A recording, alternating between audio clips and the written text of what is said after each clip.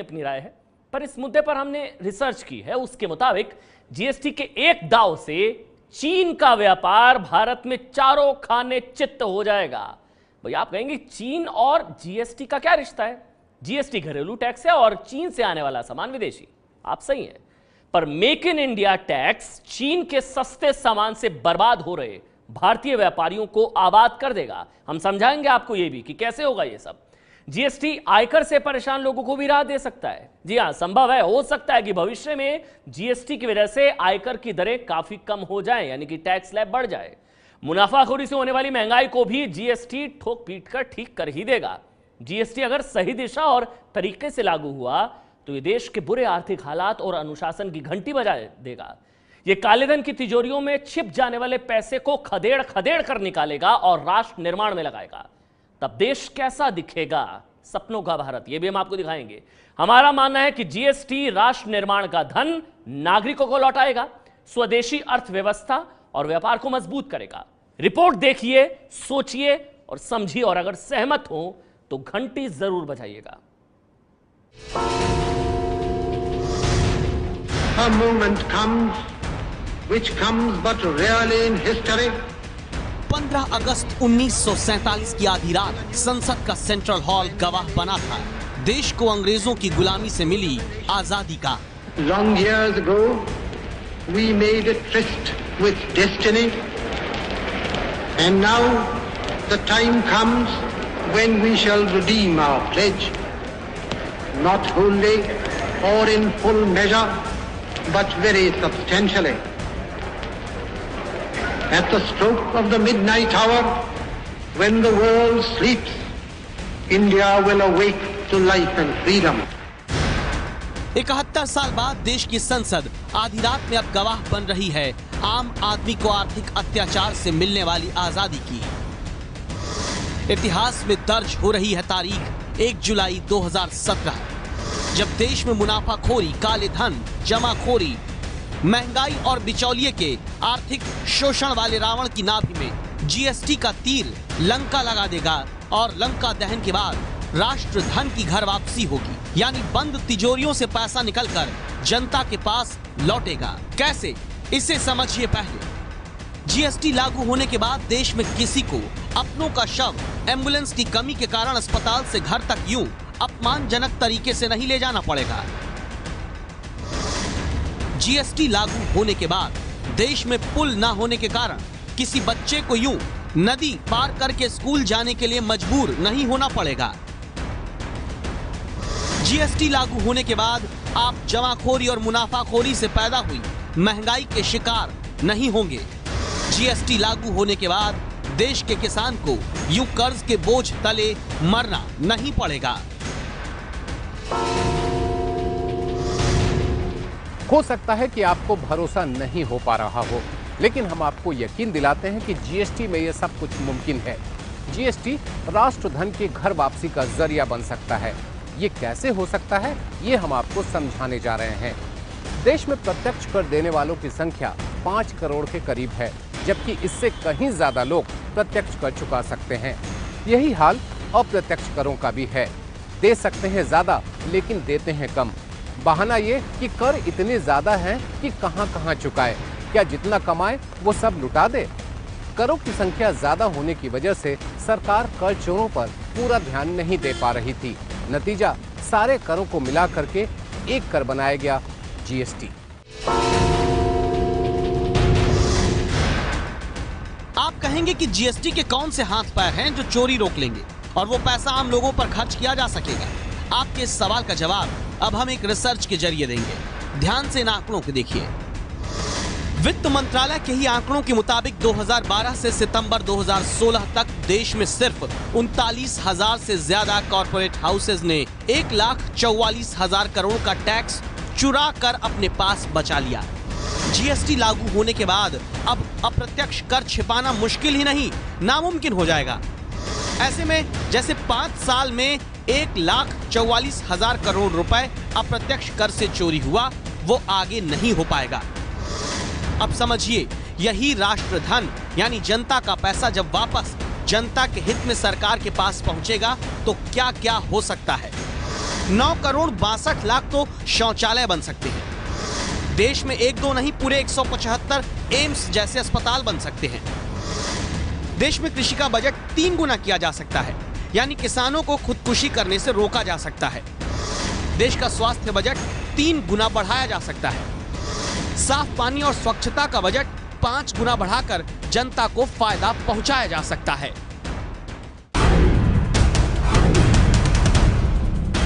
बात सिर्फ इतनी नहीं है। जीएसटी लागू होने से देश में कैसे राष्ट्रधन की वापसी और दूसरे तरीकों से हो सकती है, इसको समझने के लिए आपको वित्त मंत्रालय के राजस्व सचिव हसमुख अढ़िया का एक बयान सुनाते हैं। पहले ये करते थे कि सीएसटी जब बनना होता था तो सरकार को सी फॉर्म भर के ये बोलता था कि भाई हम तो सीएसटी में इसको इंटरस्टेट ले जा रहे, और वो दूसरे स्टेट में माल पहुंचता ही नहीं था। उसी स्टेट में वो माल को दूसरे सिटी में उतार के उसी स्टेट में बेच देते थे विदाउट पेमेंट ऑफ टैक्सेस। तो जिस आइटम के ऊपर 14% स्टेट का टैक्स रेट था, उसके ऊपर वो 2% सीएसटी भर के छूट जाता था। अब ये नहीं होगा। अब पूरा का पूरा टैक्स उसको भरना पड़ेगा, तब वो दूसरे स्टेट में माल ले जा सकते हैं। यू वुड बी सरप्राइज कि सेंट्रल सेल्स टैक्स 2% के हिसाब से भी स्टेट की इनकम 50-60 हज़ार करोड़ है।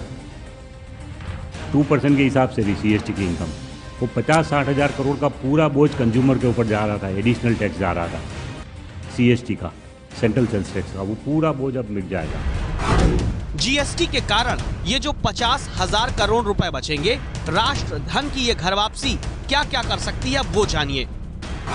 3 करोड़ 33 लाख शौचालयों का निर्माण हो सकता है। 61 एम्स जैसे अस्पताल बन सकते हैं। 212 आईआईटी देश में खड़ी की जा सकती हैं। 1 साल का कृषि बजट किसान हित में दिया जा सकता है।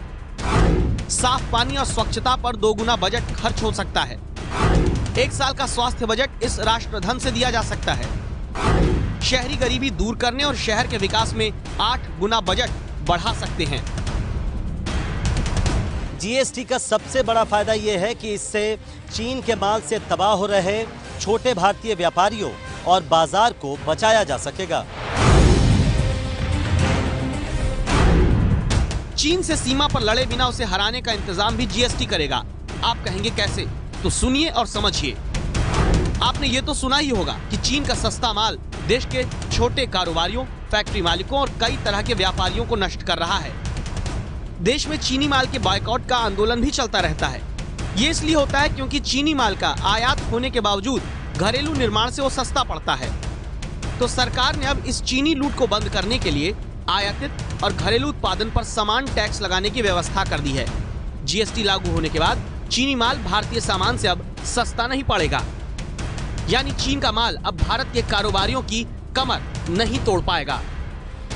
सबसे महत्वपूर्ण चेंज मेकिंग इंडिया के लिए है, मैं आपको बता दूं। कैसे? क्योंकि अब तक जो था वो ये था कि भाई हम एक्साइज ड्यूटी के इक्विवेलेंट सीवीडी लगा रहे थे।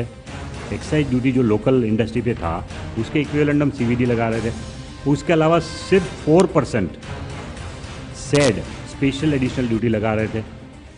ये जो 4% एसएडी लगा रहे थे, उसका मतलब ये था कि स्टेट गवर्नमेंट की जो वेट देनी पड़ती है लोकल इंडस्ट्री को, उसके बदले में हमने 4% एसएडी डाला था। अब वो 4%, वो एक्चुअली स्टेट गवर्नमेंट तो 14% रेट ले रही है वेट का, लेकिन सिर्फ 4% देने के बाद वो माल इंडिया में आ सकता था। तो अब ये नहीं होगा।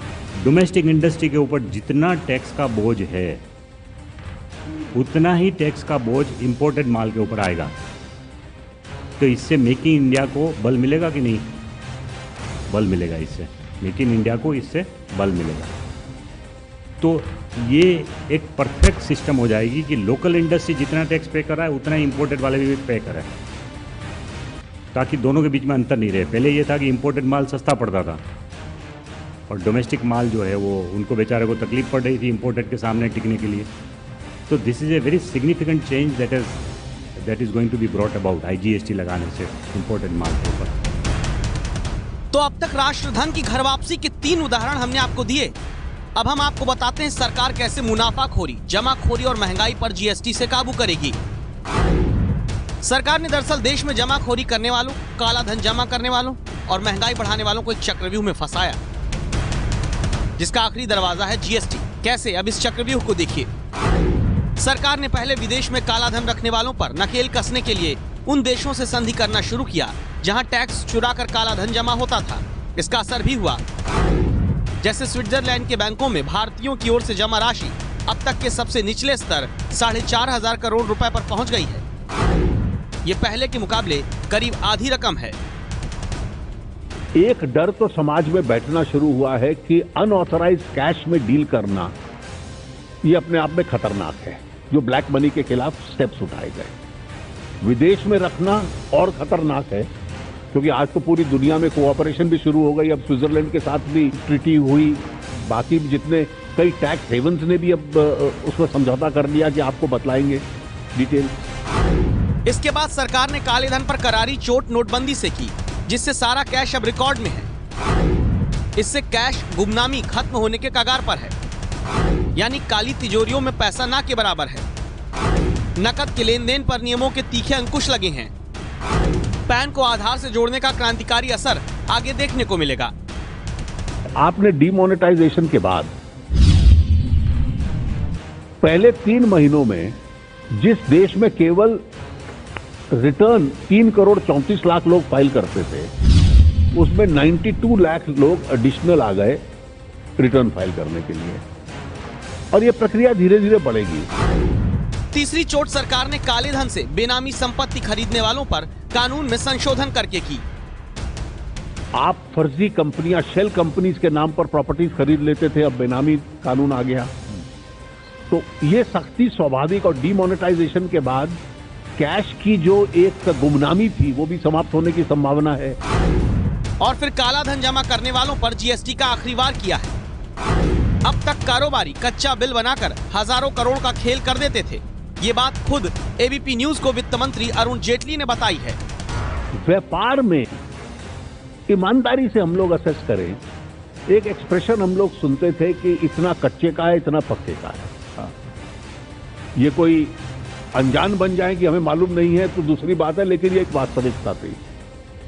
जीएसटी के बाद इसके ऊपर भी एक रुकावट आती है, तो इसलिए शैडो इकोनॉमी का जेनरेशन जो होता है उस पे भी एक प्लग लगता है। जीएसटी लागू होने के बाद कच्चे बिल पर होने वाले काले कारोबार की खामी पर काफी ज्यादा लगाम लगेगी। आप कहेंगे इतने साल से जो चोरी हो रही है उसे एक जीएसटी कैसे रोक लेगा? राष्ट्र धन की घर वापसी कैसे होगी? तो समझिए, इसकी वजह बड़ी पुख्ता है। व्यापारियों को अब अपना कारोबार और उसका ब्यौरा कंप्यूटर के जरिए ऑनलाइन करना होगा। ऐसे में अगर बाजार में कोई माल कहीं पैदा हुआ, बिका, अदला बदली हुई, तो कहीं ना कहीं उसका रिकॉर्ड होगा। ऐसे में अगर कोई कड़ी छिपने की कोशिश करेगी तो पकड़ी जाएगी। व्यापार को पूरी तरह पारदर्शी करने की कोशिश जीएसटी से की गई है। महीने में 3 और साल में 37 रिटर्न भरने होंगे। इससे असल आमदनी क्या है, कारोबार कितना है, सब पता लग जाएगा और पूरा टैक्स भरना पड़ेगा। एक ही चीज पर टैक्स कई बार ना देने की वजह से व्यापारी पर बोझ कम रहेगा। जो ज्यादा कटा तो रिटर्न से वापसी होगी। ऐसे में व्यापारी थोड़े फायदे के चक्कर में ज्यादा रिस्क भला क्यों लेगा? टैक्स देगा और चैन की नींद सोएगा।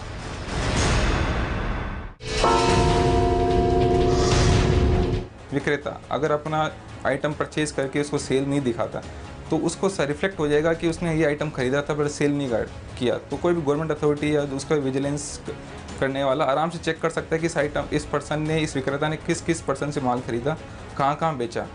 तो वो एक कंट्रोलिंग आ जाएगी, उसमें वो बच नहीं पाएगा कि वो उसको रिफ्लेक्ट नहीं करे या नहीं दिखाए। ऐसा नहीं हो सकता उस केस में। और उसको रिपोर्टिंग टाइमली करनी पड़ेगी। अगर उसने सेल की रिपोर्टिंग टाइमली नहीं की, परचेज की रिपोर्टिंग टाइमली नहीं की, तो उसके ऊपर पेनल्टीज और प्रोसिक्यूशन के केसेस है। जो लोग टैक्स की चोरी करते थे, जो लोग सेल्स टैक्स, वैट वगैरह नहीं देते थे, चूंकि अभी एंड टू एंड कनेक्टेड है, इसलिए वो लोग पकड़े जाएंगे या धंधा नहीं कर पाएंगे। तो इसमें टैक्स की चोरी कम होगी।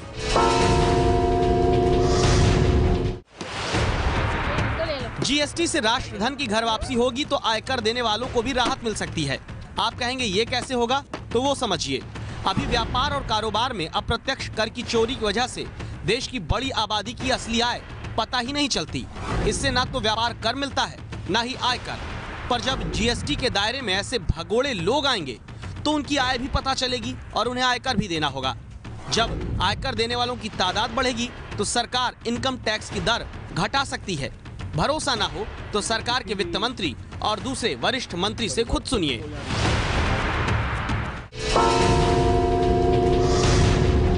अगर कंप्लायंसेस बढ़ती हैं और आपकी बास्केट ऑफ टैक्सेस कलेक्शंस बढ़ती हैं तो इसलिए फिर रेट स्ट्रक्चर्स के और रीजनेबल होने की उम्मीद भी हो सकती है। भविष्य में महंगाई पे लगाम आए, प्रोडक्टिविटी बढ़े, एफिशिएंसी बढ़े और इसके द्वारा प्राइसेस जो है वो घटती चली जाए। इसलिए हमारी कोशिश नहीं है कि टैक्सेस बढ़े, हमारी कोशिश ये है कि टैक्सेस घटते चले जाए, महंगाई कम होती चली जाए।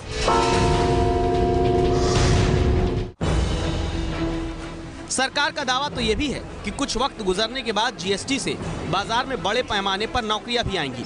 ऐसे में एक जीएसटी से जब इतने शिकार हो सकते हैं तो इसके विरोध में उतरे लोगों का तर्क समझ में नहीं आता। एक बात और कि जीएसटी के मौजूदा राजनीतिक विरोधियों ने ही जीएसटी की नींव डाली है, यानी कांग्रेस और वाम दल।